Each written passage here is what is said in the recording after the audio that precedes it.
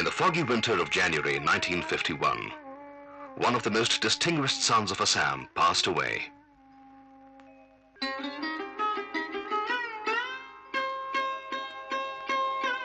Hey Mrittu, Namaskar. Sokur panire tur pujar korai, Iman jatiskar. As a creative man, he was a great admirer of light and beauty. In this Ode to Death, written by him, he warmly and gracefully welcomed the end of life. Andhakaror hipare jolise tur pohoror de. Tur dekholoi jaboloi kone pinile notun be. I salute thee, O death. Thine flower-bedecked altar is so beautiful, so peaceful. I see the land of light beyond the engulfing darkness. Prithibi juri ahoratri, tur dekholoi jabo je jatri, Siramauno Vishwamatri Muktidatri. Death to him was to step into the land of light. He died very young, only at the age of 48. But even within such a short span of life, he contributed much as a playwright, as a poet, as a creative musician, as the pioneer of Assamese films, as an undaunted freedom fighter, and as a great revolutionary artist. He contributed much in diverse ways in bringing about a modern Assamese cultural resurgence. He was Jyotiprasad Agarwala.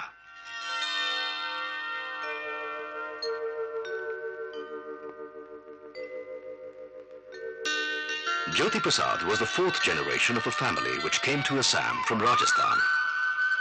His grandfather, Navrang Agarwala, after losing his parents at an early age, came to Assam in search of a livelihood at the age of 17.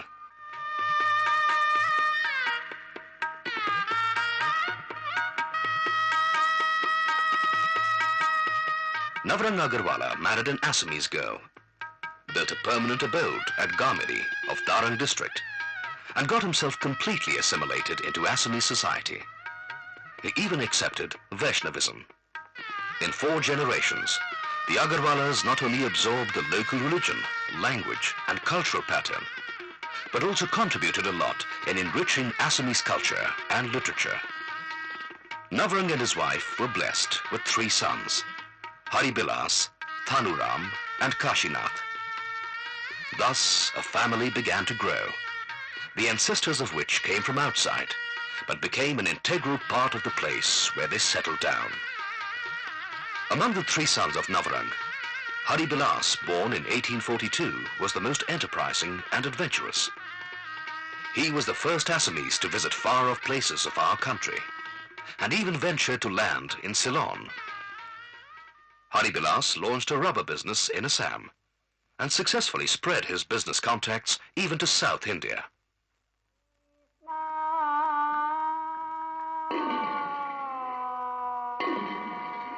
The Vaishnav culture, embraced by the Agarwalas, was founded in Assam by the great saint Shankardev, more than 500 years ago. Shankardev successfully banished the evil of untouchability from the conservative society of Assam. His message of love and amity was accepted by the people, irrespective of caste, creed, or community. A great follower of Shankardev, Haribilas undertook the responsibility of spreading the messages of the great saint by publishing his kirtans and namghoshas in 1876. Later, Shankardev's Gunamala, Bhatima, Borgit, Dashams, etc. were also published by Haribilas.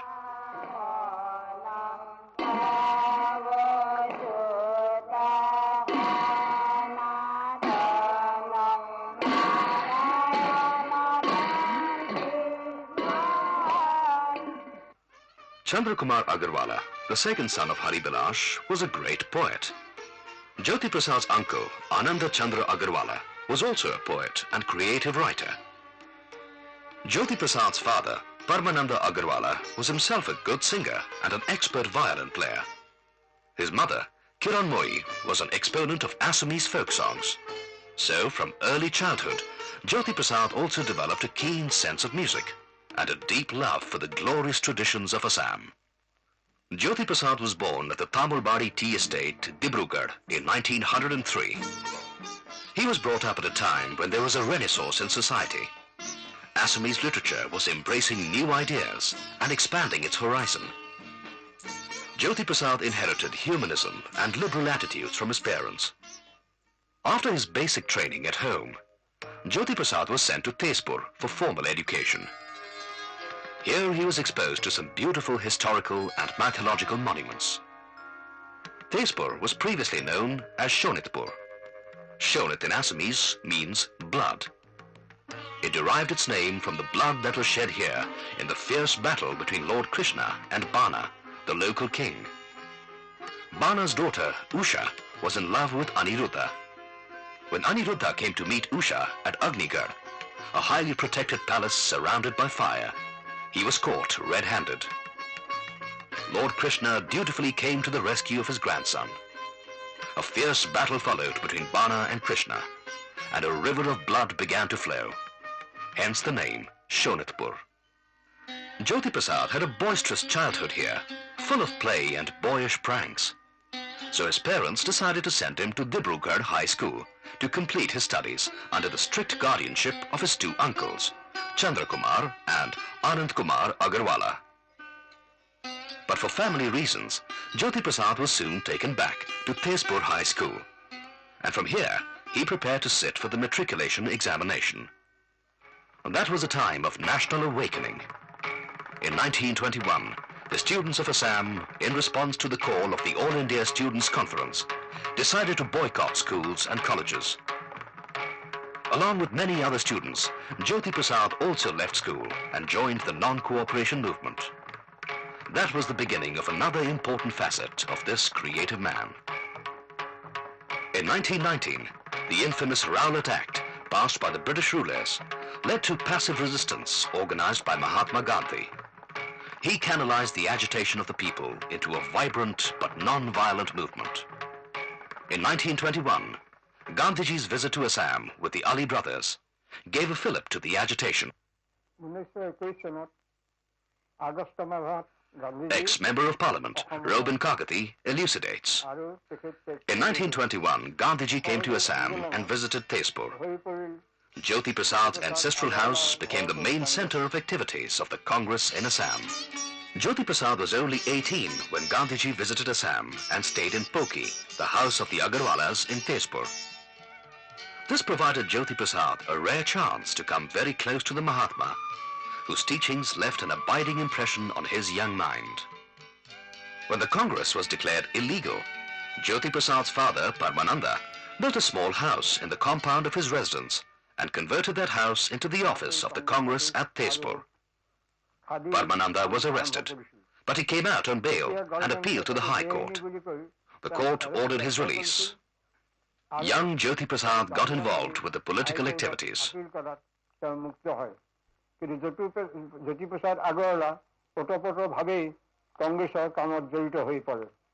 But the family members of Jyotiprasad insisted that he complete his formal education. He was sent to Jatiya Vidyapith in Calcutta, established by Chittaranjan Das. Jyotiprasad passed his matriculation examination. For higher education, he sought admission in the National College, Calcutta. But as the college was closed down by the authorities, Jyotiprasad had to come back to Assam. He joined the printing press of his uncle, Chandrakumar Agarwala, at Guwahati. Even while learning printing, he devoted himself to reading literature and listening to music, and gradually prepared himself for a substantial contribution to the creative world.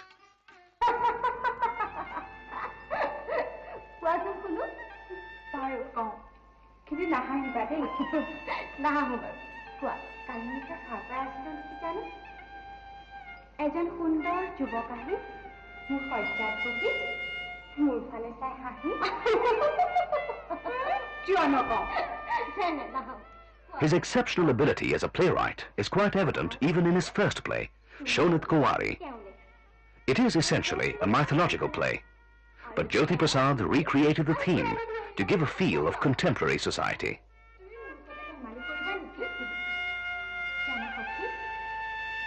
এয়া মোৰ জীৱনৰ একমাত্ৰ দেৱতা এইটো সঁচা জানা সখী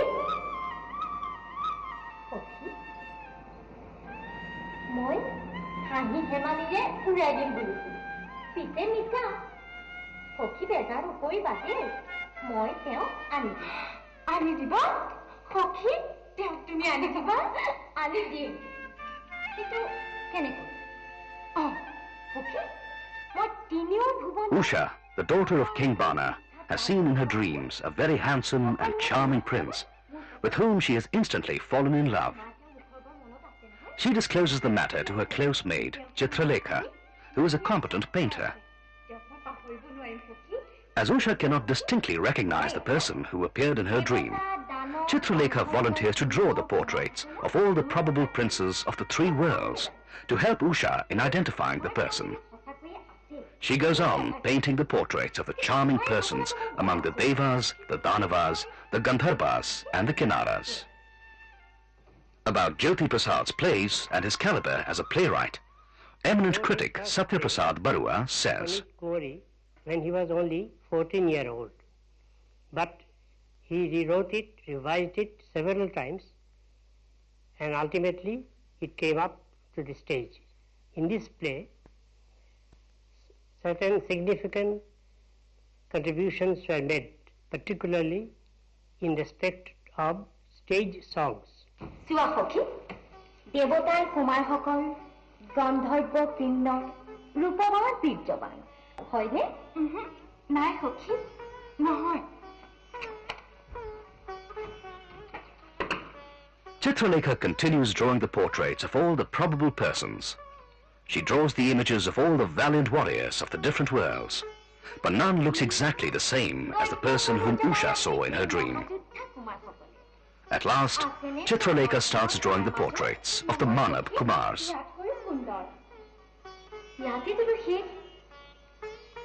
সখী এতিয়া মাত্ৰ বাকী আছে মানৱ কুমাৰসকল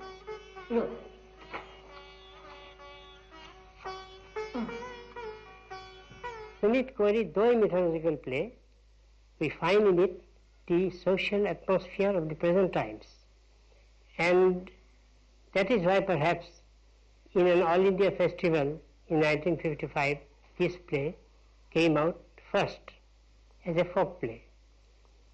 The Sunit Kauri gave a new turn to Assamese playwriting.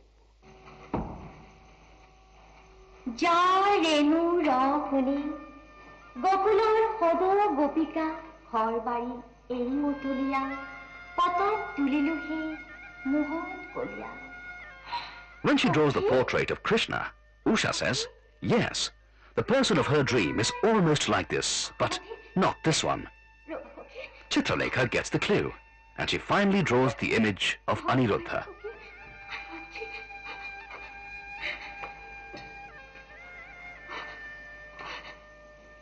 কিছুৱা মদনৰ আলোকোৱা সন্তান ৰতন অনিৰুদ্ধ নাতি Sri Krishna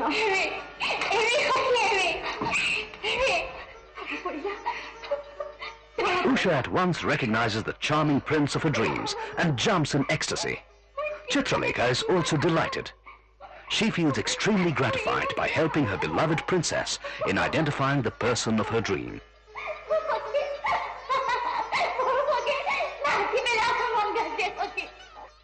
After Sunit Kauri, he wrote the draft for his second play, Karangaligiri, and went to England and visited several places of Europe, while he learnt filmmaking also.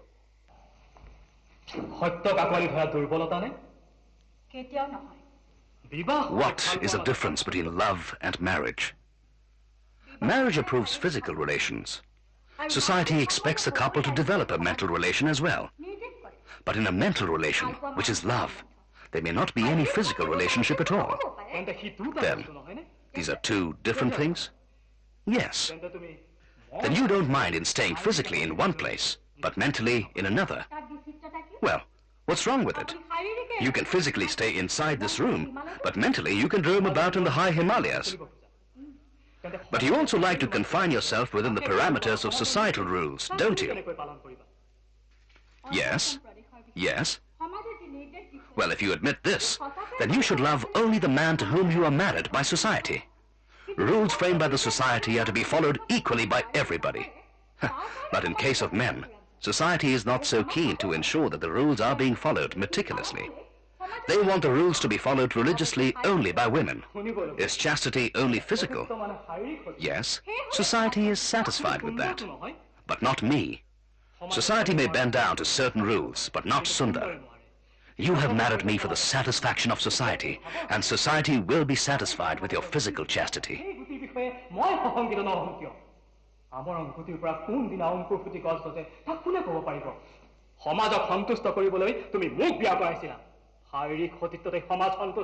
Well, you have married me as a social custom, and you have developed a physical relation with me, as per the expectations of society. So you have also accepted the rules. But you are keeping your mind with someone else. Why should you bother about that? You have developed a physical relation with me as per the directives of society, without caring for a mental relation. The greatness of genuine love is ultimately realized by the husband, Sundar Kaur. Jyotiprasad developed this play when he was in Europe, so naturally, his creative mind would have derived some inspiration from Henrik Ibsen and Galsworthy. Jyotiprasad very deftly brought about the lyrical and romantic beauty of the plot through the unobtrusive maid of the palace, Sevali, who nurtured a silent love in the core of her heart for the Prince Sundar, and ultimately sacrificed her life to save him from ignominy. Jyotiprasad's untiring quest for a new identity of his creations inspired him to bring about a fusion of the new wave of European drama with the traditional form of his own soil. Thematically, in all his plays, Jyotiprasad was very modern. This play brought in that discussion type of play which was prevalent in Europe to Assam. It was a debate-oriented discussion play. That is the new thing which he introduced in Karangaligiri.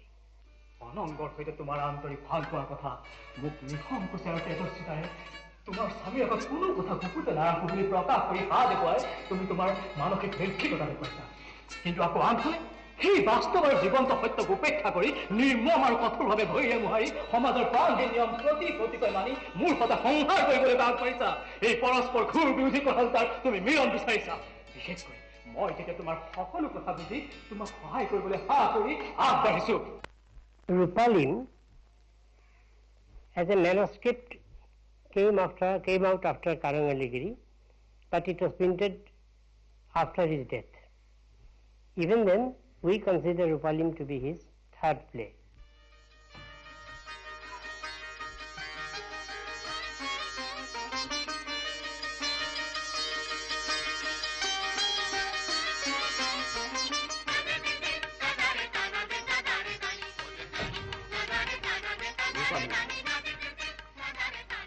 পখিলানো পৰা ফুলৰ পাহিৰ দৰে ঘুমুৰাৰ বাটেই তুমি শিয়ৰি উঠিছা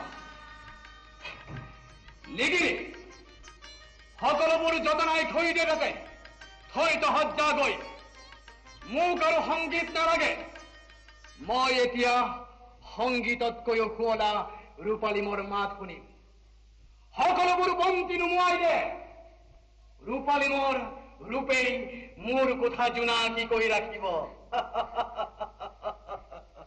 Rupalim is more or less a romantic play, but the main theme being love and jealousy. The conflict was between love and jealousy. And the central character is Rupalim, but it was woven around Manimugdha and another girl, Itiven. Itiven and Rupalim loved Manimugdha. But as a matter of fact, Rupalim was fond of another boy called Mayaba.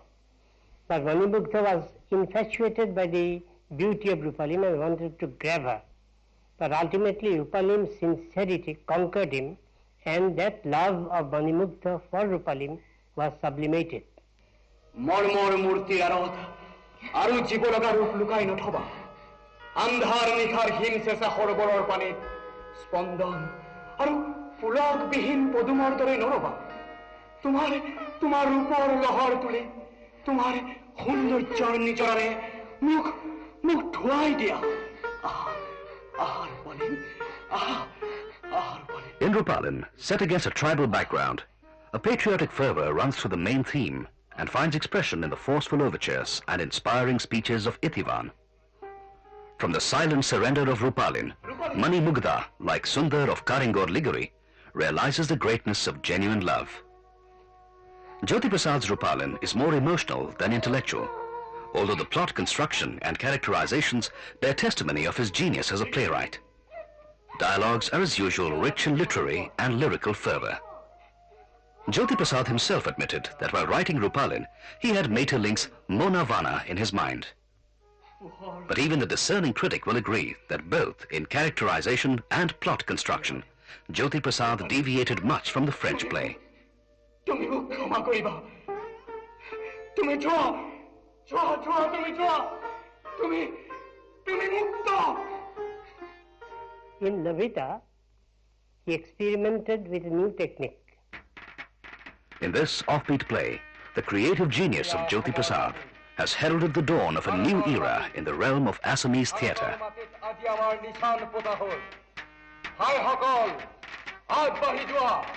তোমালোক আগবাঢ়ি যোৱা এই নিশান আমি আৰু আগবঢ়াই নিব লাগিব অসমৰ বুকুলৈ ভাৰতৰ বুকুলৈ লুইতৰ পাৰলৈ দিল্লীলৈ লাল কিল্লালৈ জয় Hind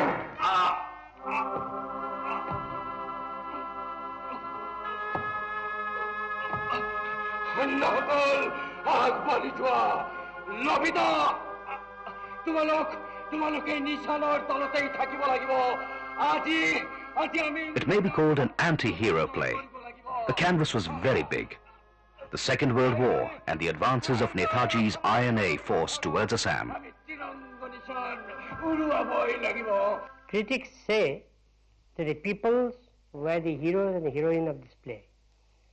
Jyotiprasad himself wrote in the preface that in this play he tried that new technique of epic theatre, epic grandeur, and epic canvas he selected for this play, a big canvas.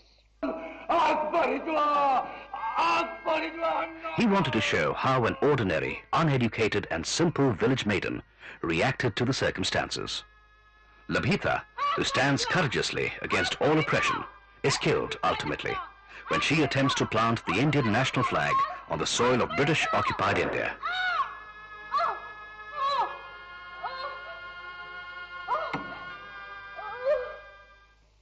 Nimati Kanya is a verse play based on a folk tale, but Jyotiprasad recreated it to suit modern sensibility. Bharu Maharaj, উলিয়াও তেন্তে মাত এই পগলাই কিন্তু মহারাজ মাথো এক শর্তত হব পাৰো আমি সন্মত কি সেই শর্ত মধুৱায়ো যদি মাত এই পগলাই অর্ধরাজ্যৰ কন্যা কদাপি নেপাইতেন এই পগলাই প্রতিজ্ঞা রক্ষার তেন্তে নিদিয়ে উপায় বারু তেন্তে জুয়া গৈ মোরা কেউ নাই নালাগে মাতিব মোৰ দিমাতি কন্যাই ৰজা পাৰিষদক বিতুষ্ট কৰিবলৈ অধিকাৰ নাই Nimati Kanya or the silent princess never talked. No one could make her talk. Only when the artist philosopher came, sang and danced before her, she started talking. নিমাতিৰ মাতৰ কাৰণে শুনি মানৱৰ এক আৰ্ত আহ্বান আহিছিল উলিয়াম বুলি নিমাতিৰ মা কিন্তু যিটোজনে ধৰে শক্তি নিমাতিক মাত মতাবৰ তাৰ হতুৱাই মাত মতুৱাই খুলিব খুজিছে এই প্ৰতিমা সুন্দৰ It is not known why Jyotiprasad called his Nimati Kanya a play for children. It is a symbolic play written in a highly philosophical vein, highlighting the role of a poet-philosopher in society. Like Brecht, Jyotiprasad also borrowed the theme of the play from a folklore and highlighted a subject which is thought-provoking and even relevant to contemporary society. In between the dialogues, Jyotiprasad used dramatic verses and lilting songs to make it even more attractive. ধূপ দীপ মানুহৰ কল্পনা বলিৰে পূজা অন্তৰৰ থাপনাত হাপিলোৱা পাবৰ লখিমী জাগা জাগা মানৱ হৰি জাগা তন্দ্ৰা এৰি ৰূপৰে কুঁৱৰী কবিতাৰ কবি প্ৰতিভা উন্মেষী Jyotiprasad's message was this, that only the artist philosopher can awaken a nation from stupor and slumber. জাগা জাগা সেইদৰে তুমি জাগা জাগা সেইদৰে তুমি হে মোৰ কণ্ঠৱতী মোৰ সাধনাৰ সৰোবৰ মতি আহা আহা মোৰ জীৱনৰ সকলো সপোনৰ কল্পনাৰ ৰাজভৱনৰ কোঠানি ৰাণী আহা জাগা উঠা জাগা His chronicle was on the need of doing something for sculpture. The manuscript was staged once at the one theatre at Tezpur, but he didn't get any time to revise the script.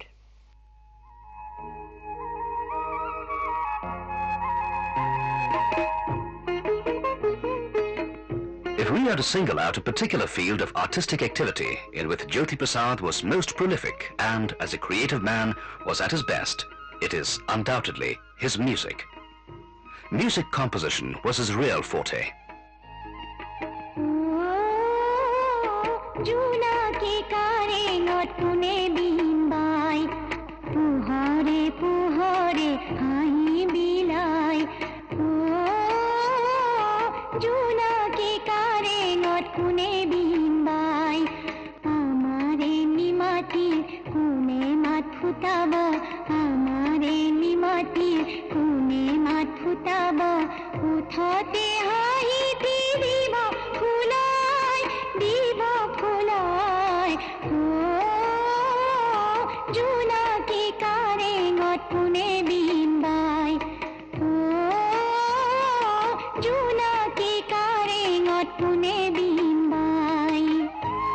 He was a composer par excellence. His songs bear the stamp of his unique aesthetic sensibility. He composed about 500 songs, wrote lyrics, and composed music in his own style, and won the hearts of the people of Assam. A great exponent of music, Dr. Biren Datta says, to say that Jyotiprasad was a great music composer, or that he had given a new direction to modern Assamese music. In fact, he was much more than an ordinary music maker. For Jyotiprasad, music was not just a means of entertainment. He wanted it to be a social instrument also. And as far as Indian music and Assamese music is concerned, he thought that there should be what may be called the confluence of three streams, particularly in respect of Assamese music, modern Assamese music. He said that it should be a confluence of three streams. First, the stream of Indian classical music, of which we have a very rich heritage. Secondly, the stream of Assamese traditional music. And thirdly, the stream of Western music with its concept of harmony. And in fact, in many of his compositions, we find the reflection of these ideas.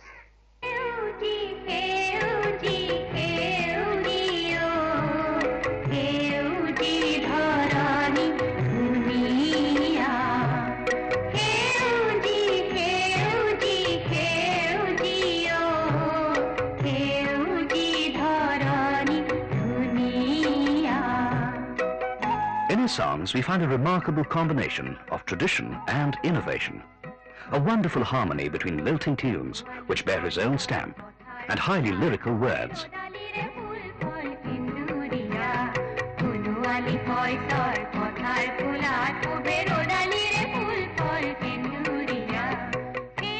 Green, green is the lovely earth. In the lap of the meadow, golden crops sway. Crimson fruits and flowers in sunshine glisten. With our tears we have watered and kept alive the pearl-like paddy. We have brought you to the harvest of the world. Jyotiprasad spearheaded a movement for the utilization of Assamese folk tunes in modern compositions. And in this respect, he ushered in a new era in the realm of Assamese music. He inherited a love for traditional songs from his mother, Kiran Moi. Music had a special place in his family.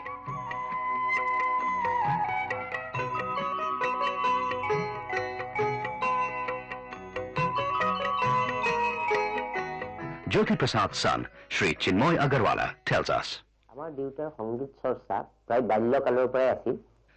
Jyotiprasad's musical training started from his early childhood. His mother was a vocal singer, singing traditional songs of Assam. And his father, Parmananda, was a good violin player. They had their influence on Jyotiprasad. Indian classical music and Assamese folk music blend kori ek Shonkordeবৰ পিছতে এক নতুন সংগীতৰ ধাৰা সৃষ্টি কৰে।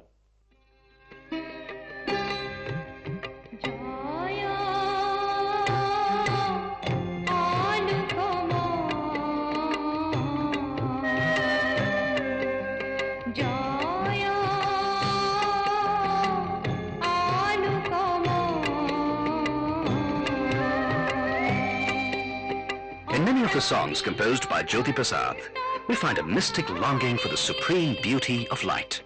Say, for instance, in this particular song, he is all praise for the divine glow of light. Hail, holy light! Victory be to the light and to the great ideals of humanism. Let thy beauty be ever victorious.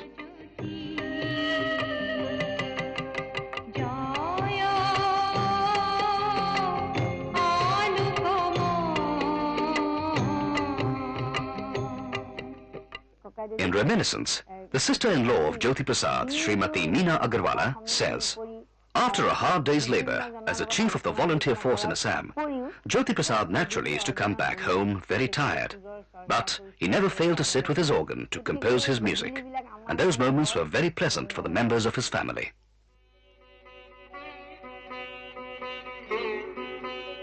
As the Agarwalas were followers of Vaishnavism, Krishna had a special place in the family. To Jyotiprasad, Krishna was a Sakha, a dear friend, to whom he revealed some of his intimate feelings.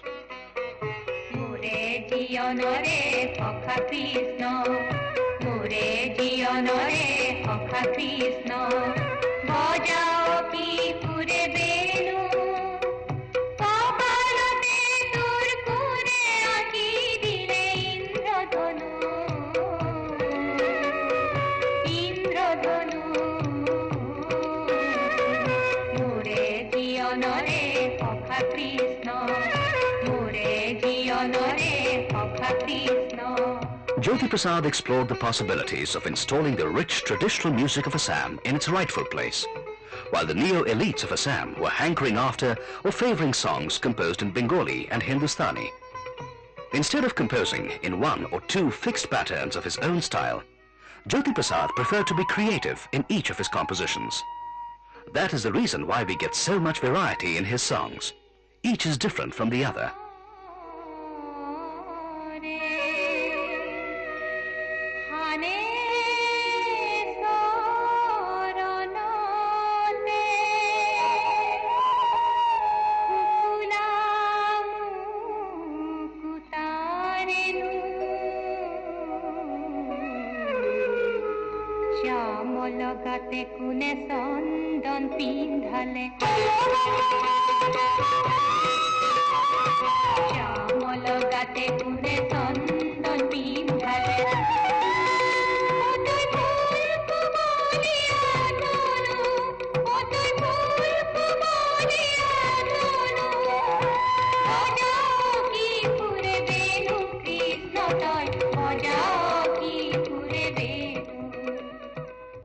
And Jyotiprasad, in fact, was inspired by Gandhi's call for non-cooperation, and that fired in him the zeal to search for the Assamese heritage in music.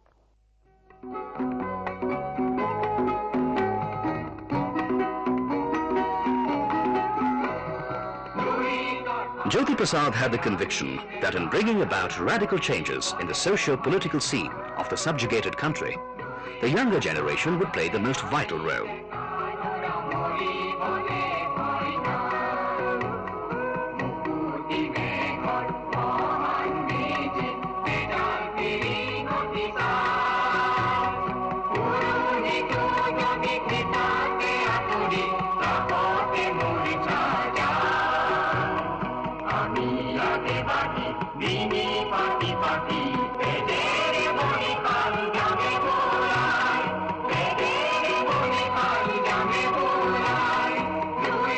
Jyotiprasad wanted to inspire the younger people to discharge their responsibilities towards the motherland.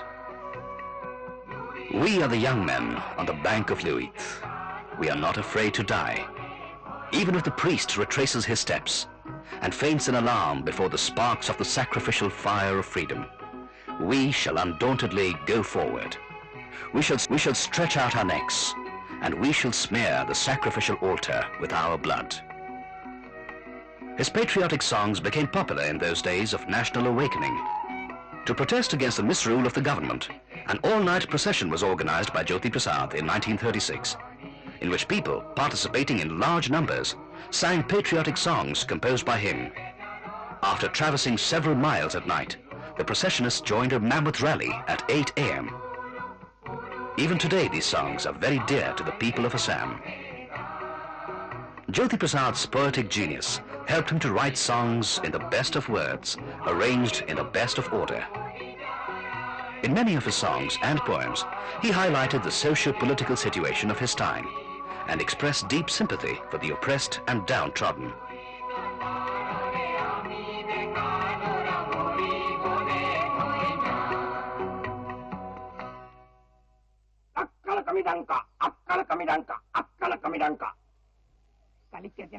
No, this man is not acting on stage. He's reciting a poem written by Jyotiprasad Agarwala on the adversity of a Dafala peasant during British rule.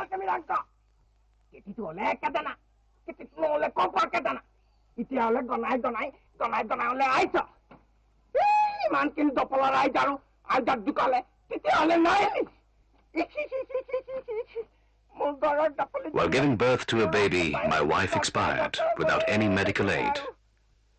My boy was like a little doll, but he too died out of starvation, as I was ill and could not go to the field for work.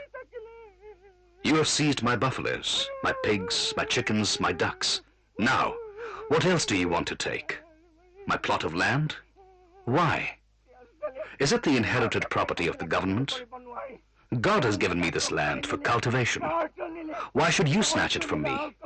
You have taken everything from us, but could not cure our ills. Still, you want to tax us. I am not afraid of your seniors. Why should I be afraid of you? I am not going to give you the tax. No, I am not going to give you the tax.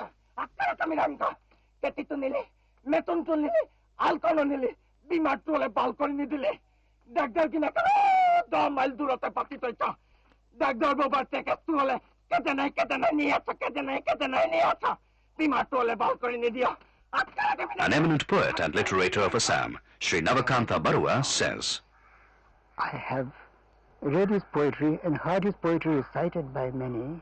Uhar kulat koi usupi binai uhorote mar jai janu. This poem is on the inevitability of transformation in life.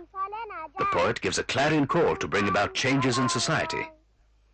The content of the poem may be a little difficult for her to understand, but she loves to recite the poem because to her the vocal sound of the words are interesting. Many of his poems are both exhortative and powerful in ideas. Some poems express a musical and rhythmical harmony of a kind that appeals more to our dramatic sense. Some poems are monologues, and some poems are conversations.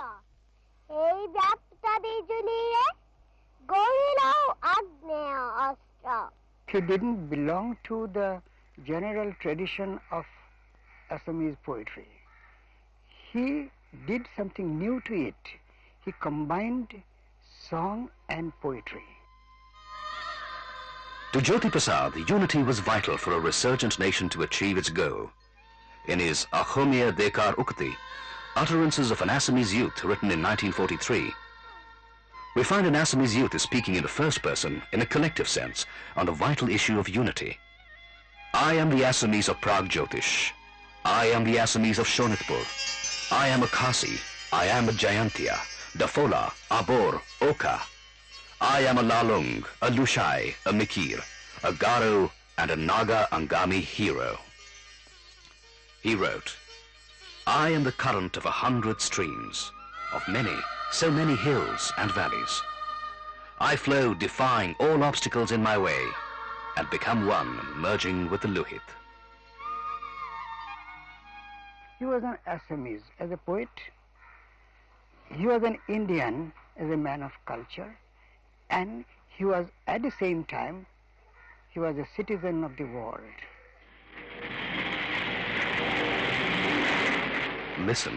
Listen to the songs of the people of the world.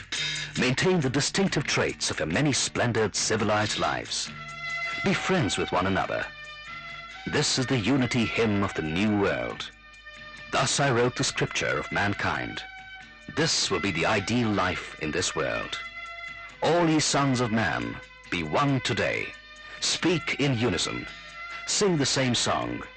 Be of the same mind, same aim, and of one integrated life. Ma, মই সপোনত দেখিলো দুটা ভূতৰ পোৱালি আৰু দুজনী নাক জিলিকা চকু তেলেকা পিলিকা পিলিকা পিলিকা পিলিকা চপিৰি ছোৱালী. Jyotiprasad's poems for children show he had a deep love for them and an understanding of their inner mind. In this poem, Jyotiprasad shows the child of a ghost as the child of a human being. About this particular poem, Jyotiprasad's daughter says, "We were very much afraid of ghosts in our childhood, and our father was worried about that. He then wrote this poem on ghosts, and we found in it that the children of ghosts were as lively as children of human beings, so we liked them." মা তই যে কওঁ ভূতে বোলে লৰা ধৰি খায় পুখুৰীলৈ নি বোলে ভৰি দুটা ওপৰ কৰি গুজি গুজি মূৰটো হেনো এহাত বোকাত সোমাই. The poet successfully dispels the traditional sense of horror about ghosts from the minds of children. চাপি বলে ইহঁত দুটাই অলপ উঠা সাহেই কৰা নাই. মা ভয় কৰা লৰাকে ভূতে ধৰি কিলাই. মা মোৰ হলে ভূতলে ভয় নাই.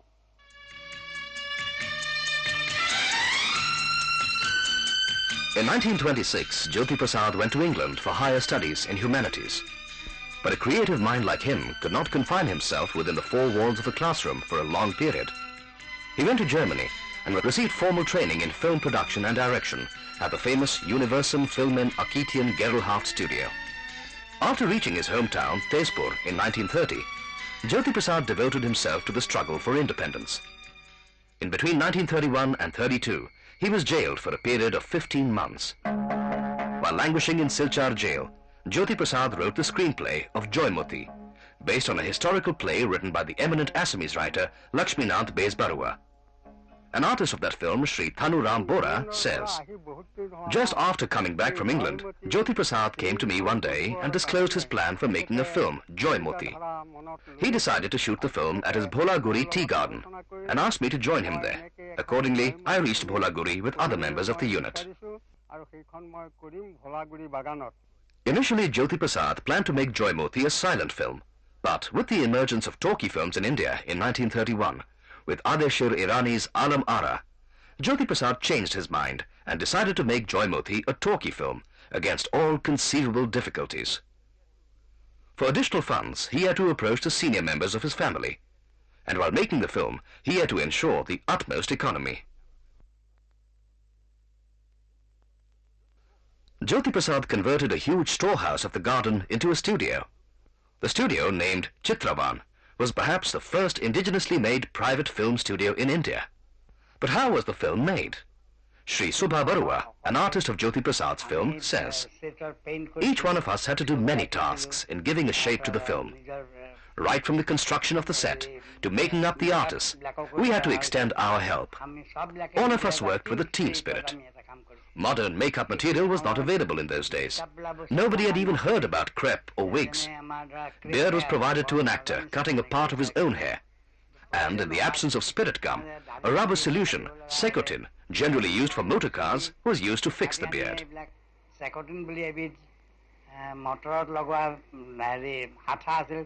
Ultimately, with the sincere cooperation of all the artists and co-workers, Joymoti, the first film of Jyotiprasad, took its final shape.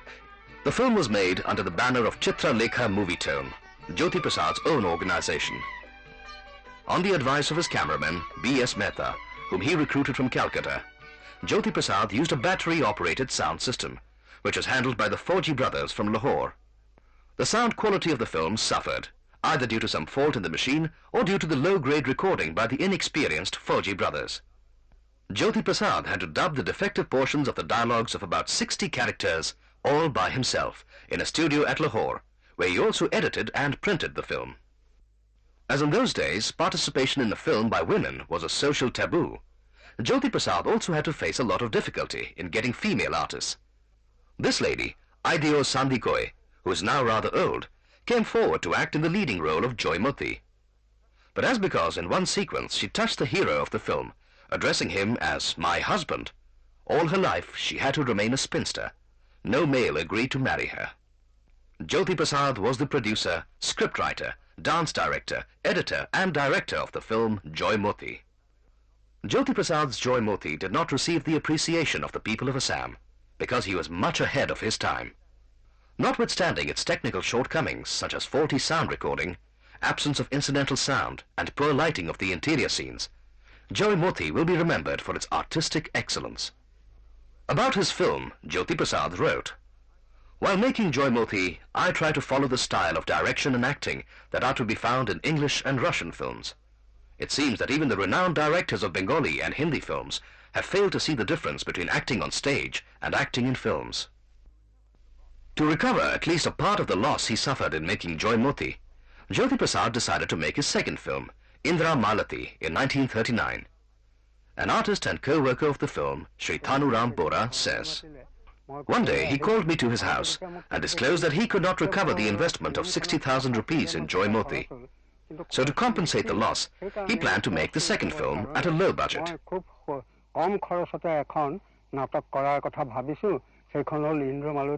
Indra Malati was made with a shoestring budget of only 20,000 rupees. The film was based on his own story and screenplay. Shooting was done without recording of the dialogues.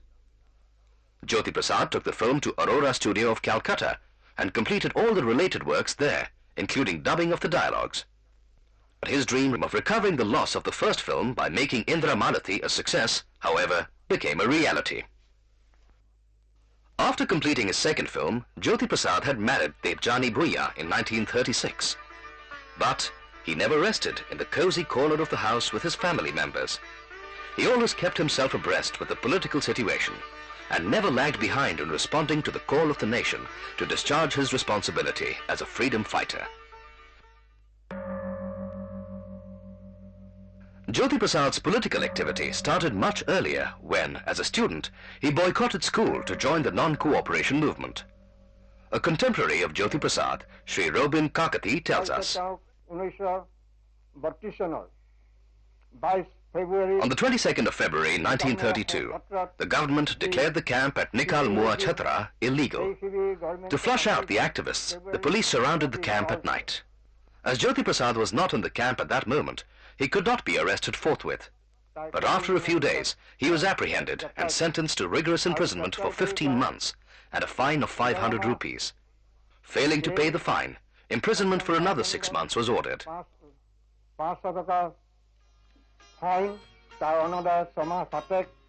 His patriotic songs were banned, and for writing such provocative songs, he was sentenced to another term of 6 months imprisonment.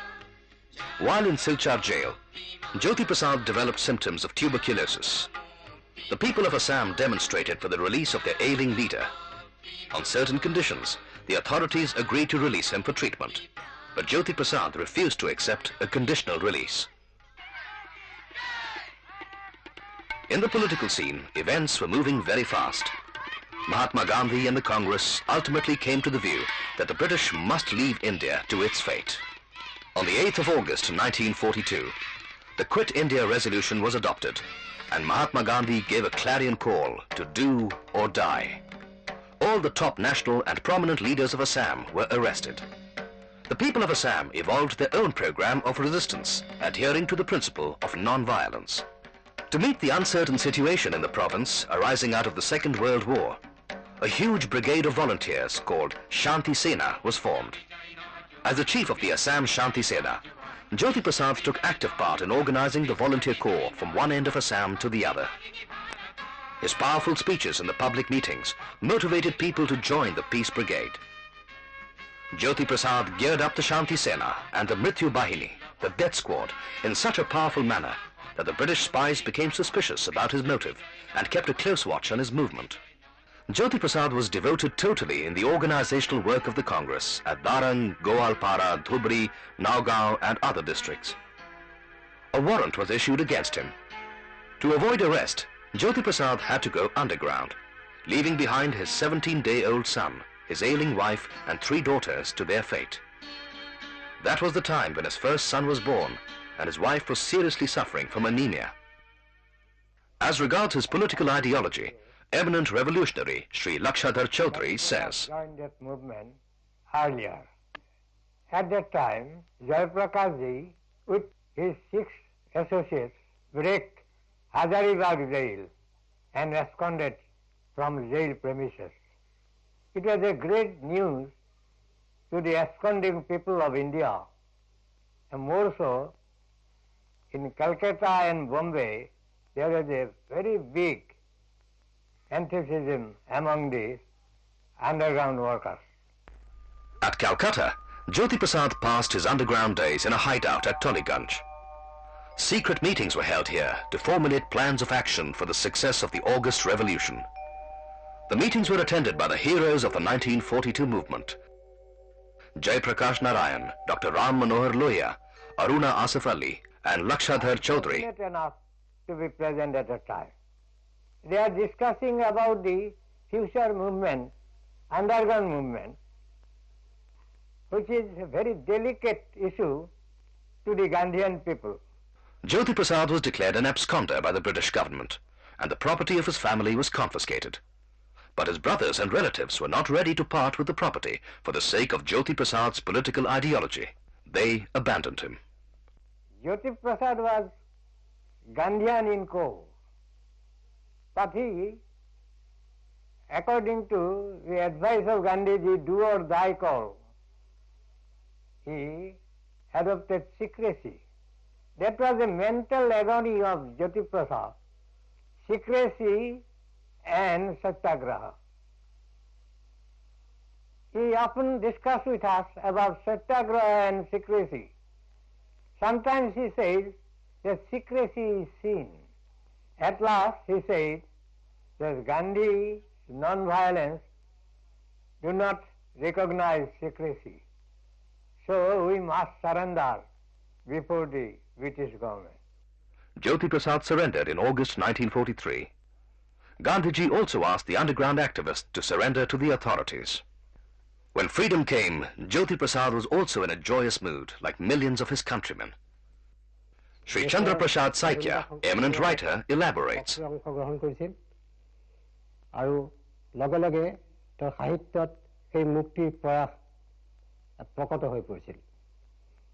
Jyotiprasad believed that independence of the Indian people would raise a ray of hope for all the subjugated people of the world. Liberty of a human being was always hailed by him. Even in his first film, Joymoti, Jyotiprasad glorified the spirit of sacrifice for freedom in the main character.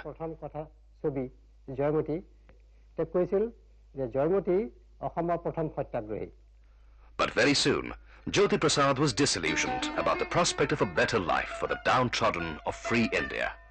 He felt the necessity of continuing the struggle for bringing about a radical change in society. The socio-political situation gradually dragged him towards leftist ideologies. As a creative person, at one time Jyotiprasad used the IPTA platform to great effect and wanted more and more people to participate in the activities of this organization. He believed People's Theatre should stir people, and all its activities should be attuned, taking into consideration the level of their understanding and consciousness. In Assam, the police resorted to firing for the first time after independence at Naliapol in Dibrugarh district in July 1949. The police oppression let loose in the conference culminated in the firing, in which Beena Vora, a teenage girl, and Shorosi Nag, mother of a laborer, lost their lives. The police atrocities on innocent people greatly shocked Jyotiprasad. In his famous article, The Danger Signal of Naliapol, he ruthlessly criticized the aggression. The Congress, the believers of non-violence, must not follow the footsteps of the imperialist Britishers in dealing with the opposition in free India. There must be a basic difference. If they think non-violence to be a science of defense, then should they not apply it, even on an experimental basis, to deal with the opposition? He wrote, I want to tell the idealists and reformers that they shall have to accept non-violence as the ultimate and supreme ideal of human life. Jyotiprasad completely identified himself with suffering humanity when he wrote, "The pain of the world is my own pain. I see myself in them. I become one with them." When he started staying permanently in Tamilbadi tea estate, Jyotiprasad realized the real problems of the laborers. He made plans for their upliftment. When he found that there was not even a primary school for the children of the laborers, he established a school and appointed teachers. Jyotiprasad's children were also sent to the same school. While he was the resident director of the Tamilbadi tea estate, he himself took the initiative to form a union of the laborers of his tea garden, a rare example indeed. Consequently, he became an eyesore for the fellow tea planters and extremely unpopular among the other directors of his own tea estate. 1949 to 1951, the last phase of Jyotiprasad's life, was pathetic. He had to constantly fight on two fronts, against the retributive measures of the board of directors and to keep himself fit against acute illness. On the 30th of November, 1949, his wife Devjani passed away. The heavens fell on Jyotiprasad. In those moments of darkness, the board of directors resolved that he should not continue in the post of resident director and he must leave the garden and vacate the bungalow. During those days of pain and agony, he used to maintain a personal diary, from the pages of which we have come to know how worried he was for some loans to be paid back. Some monies were to be arranged for, and some family problems were to be solved. He also noted the day-to-day deterioration of his health, the failure of his stomach to receive any food. Monetarily, the worst time of his life. His eldest daughter Jayasri says that, during the last phase of his life, he regularly read out the Gita to them and advised them to follow the ideals preached in the scripture. He wanted the children to recite the lines along with him. Another daughter, Monma, says, "Though our father was born with a silver spoon, yet he lived like a common man. He dedicated his life to the upliftment of the downtrodden." Another daughter, Aku, reminds us how deeply their father followed the ideals of Shankar Dev, Sri Krishna and Mahatma Gandhi. The youngest daughter, Sanu, feels sorry because she was too young to remember the days when her father was in peak form. But after growing up, when she learnt about him, she feels extremely proud to be his daughter. But, frustrating all the prayers of his children and close relatives, Jyotiprasad's health deteriorated further, and a time came when he had to be rushed to Shillong for an immediate operation. But he was suffering from cancer of the stomach, and it was too late to recover. When Jyotiprasad understood that he had reached the last stage of his life, he insisted on being taken back to Poki at Tezpur.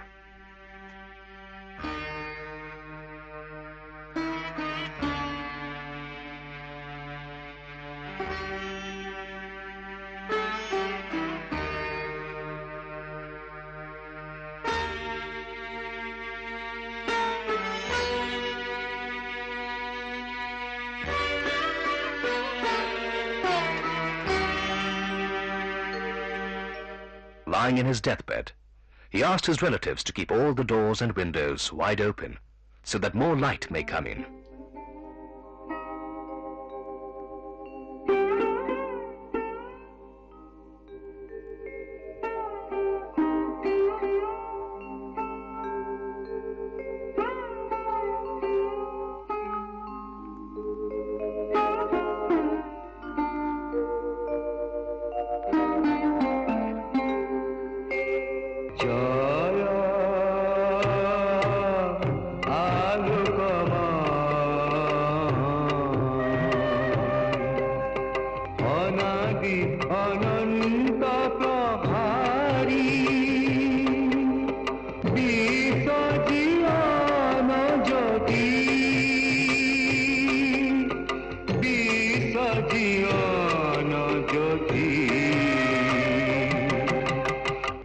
Death to him was peaceful, to enter into the land of light, lying beyond the engulfing darkness.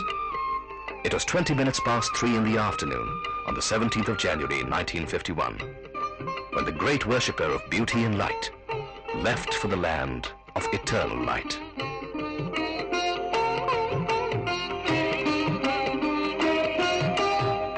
Jaya Jaya Hundara Hoito Hanatana Jaya Jaya Hundara Hoito Hanatana Sira Prakanta Visapoti Sira Prakanta Visapoti Jaya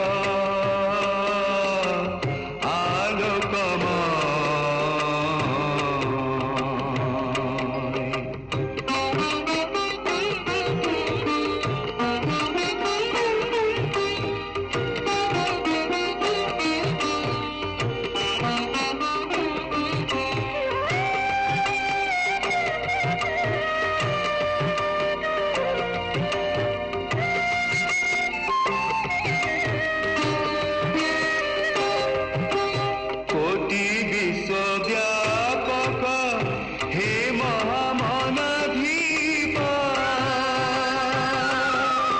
कोटि विश्वव्यापक हे महामनाधीप विश्वजीवन ज्योति विश्वजीवन ज्योति Jaya